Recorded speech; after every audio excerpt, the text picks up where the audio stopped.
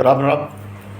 मी advocate Ramesh Rajurkar, Nandigram आर Nandigram news चॅनलवर आपलं हार्दिक स्वागत करतो.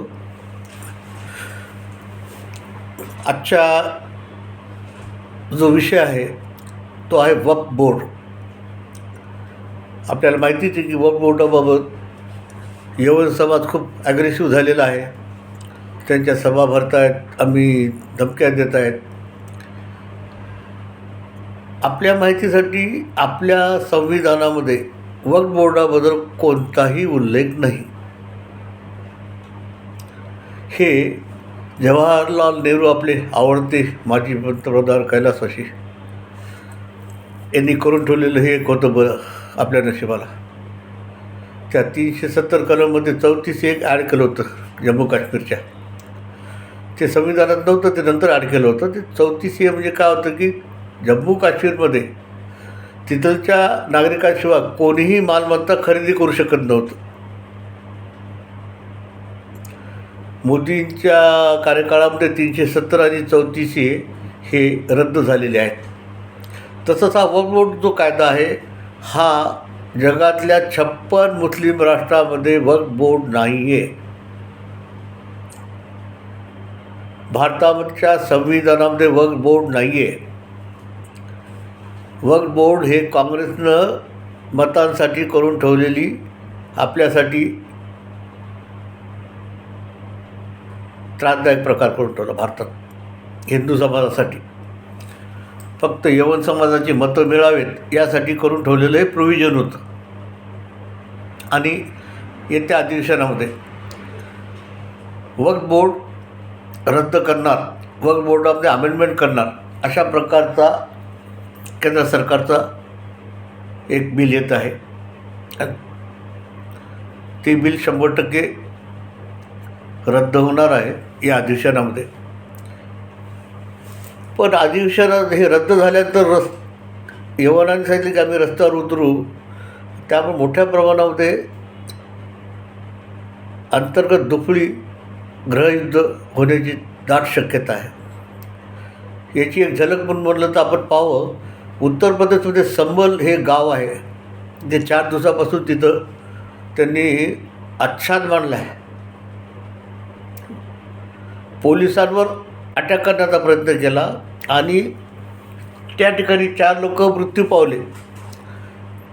तर त्यांचं हे उद्देश होता की पोलिसांच्या गोळीबारात हे 4 जण मृत्यू पावले अशा प्रकारचं दाखवायचं आणि उत्तर प्रदेशमध्ये दंगली घडवायच्या. पण पोलिसांनी कोणताही गोळीबार केलेला नव्हता.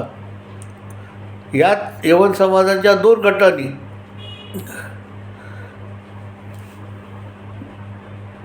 ज्या बंदुका उत्तर प्रदेश, बिहारमध्ये तयार होतात त्याच्यानी गोळीबार केला आणि 4 यवन मृत्यू पावले. त्यात पोस्टमॉर्टम रिपोर्टमध्ये क्लिअर झालं की त्यांना जे मारलेल्या गोळ्या आहेत त्या हँडमेड बंदुकीच्या आहेत, पोलिसांच्या नाहीत.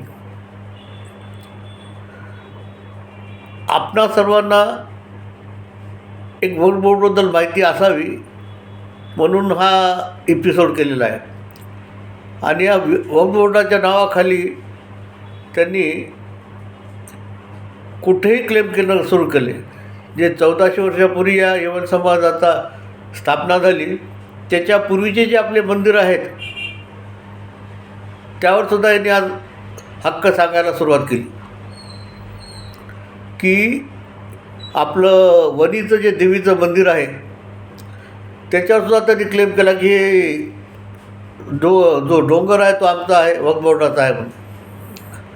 वक्फ बोर्डामध्ये असं प्रोव्हिजन आहे की ज्या मुस्लिम कुटुंबाला कोणी वारस नाही त्यांची प्रॉपर्टी वक्फ बोर्डाच्या नावावर होती आणि कोणी स्वच्छेनं दान केलेली वक्फ बोर्डाला मुस्लिम समाजाची होऊ शकते. आणि अशी जी प्रॉपर्टी आहे जी दान मिळालेली आहे त्याचा उपयोग त्यांनी त्यांच्या धर्मातील गरीब, महिला, धार्मिक कार्यासाठी त्याचा उपयोग करावा असं प्रोव्हिजन आहे. पण भारतामध्ये कोण्याही ठिकाणी कुठेही केव्हाही ते वक्फ बोर्ड बोर्डाच्या नावानं आमची प्रॉपर्टी आहे. त्या वक्फ बोर्डामध्ये असं एक प्रोव्हिजन आहे की त्याला कोणी कोर्टामध्ये चॅलेंज नाही आहे. वक्फ बोर्ड ही केस वक्फ बोर्डातच चालणार, निकाल तेच देणार आणि तेच फायनल करणार. अशा प्रकारचे काही बेकायदेशीर प्रोव्हिजन काँग्रेसच्या काळामध्ये करून ठेवलेले होते. वक्फ बोर्डावर केंद्र सरकारचा कोणताही हस्तक्षेप नाही, वर्चस्व नाही, त्याला अधिकार नाही. सगळा अधिकार वक्फ बोर्डाला. आणि तुमची प्रॉपर्टी तुम्ही सिद्ध करायची की तुमची आहे, पण वक्फ बोर्ड त्याच्यावर तिथंच फैसला देणार की ती त्यांची आहे म्हणून. काय कायदा आहे पहा लोकशाहीमध्ये पुन्हा, की ज्याला कुठंच अपील नाही, दाद नाही, फिर्याद नाही. हम करे सो कायदा म्हणजे वक्फ बोर्ड. आणि वक्फ बोर्डाच्या नावाखाली अख्ख्या भारतामध्ये मोठ्या प्रमाणावर लँड जिहाद केलेला आहे. 9 लाख हेक्टर जमीन आज पूर्ण भारतामध्ये यांनी कब्जा केलेली आहे. आणि त्या जागेवर या काँग्रेसवाल्यांनी बांधकामं केली आहेत बेकायदेशीर आणि लाखो करोडो रुपयाची कमाई करत आहेत. म्हणून काँग्रेसचा याला खास विरोध आहे, कारण हे कायदा त्यांच्या फायद्यासाठी झालेला आहे ना. म्हणून आपण वक्फ बोर्डाला त्या बिलाच्या नंतर फार मोठी काळजी घेणं महत्त्वाचं आहे. हे एवन भारतामध्ये फार मोठ्या प्रमाणावर दंगली करण्याचं दाट शक्यता आहे. म्हणून आपण आपला परिवार आणि आपल्या हिंदू समाजाच्या मालमत्तेचं जीवित हानी होऊ नये यासाठी संरक्षण करण्यासाठी रस्त्यावर उतरणे आपल्याला भाग आहे. आपल्याला ही माहिती असेल, पण मी एक माझं कर्तव्य म्हणून आपल्याला ही माहिती दिलेली आहे. आपल्या याबद्दल काय जे काही कॉमेंट असतील ते आपण जरूर कॉमेंट बॉक्समध्ये द्याव्यात. जय श्रीराम.